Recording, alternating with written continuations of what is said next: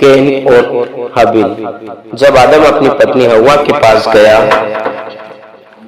तब उससे गर्भवती होकर कैन को जन्म दिया और कहा, मैंने यहोवा की सहायता से एक पुरुष पाया है।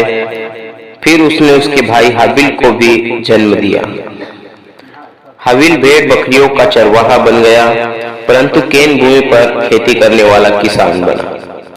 कुछ दिनों के पश्चात कैन यहोवा के पास भूमि की उपज में से कुछ भेंट ले आया और हाबिल भी अपने भेड़ बकरियों के कई एक पालोटे बच्चे भेंट चढ़ाने ले आया और उसकी चर्बी भेंट चढ़ाई। तब यहोवा ने हाबिल और उसकी भेंट को तो ग्रहण किया, परंतु कैन और उसकी भेंट को उसने ग्रहण न किया।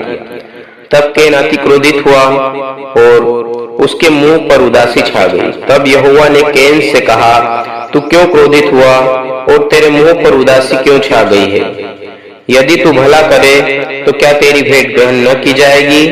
और यदि तू भला न करे तो पाप द्वार पर छिपा रहता है और उसकी लालसा तेरी ओर होगी और तुझे उस पर प्रभुता करनी है।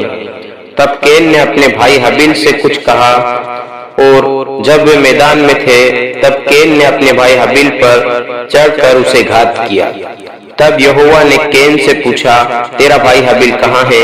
उसने कहा, मालूम नहीं, क्या मैं अपने भाई का रखवाला हूँ? उसने कहा, तूने क्या किया है? तेरे भाई का लहू भूमि से मेरी ओर चिल्लाकर दुहाई दे रहा है। यानी कि लहू बोल सकता है। आत्मिक जगत में लहू का बहुत ही महत्व है और आत्मिक जगत में लहू बोल भी सकता है।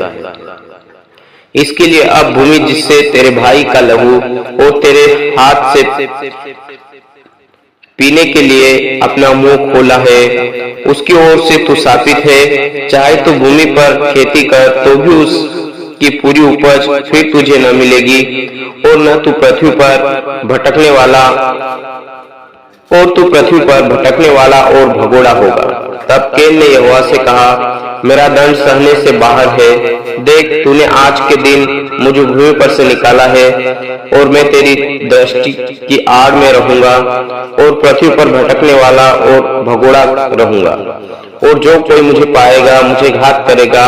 इस कारण यहोवा ने उससे कहा, जो कोई कैन को घात करेगा उससे 7 गुना बदला लिया जाएगा। और यहोवा ने कैन के लिए एक चिन्ह ठहराया, ऐसा न हो कि कोई उसे घात पाकर मार डाले।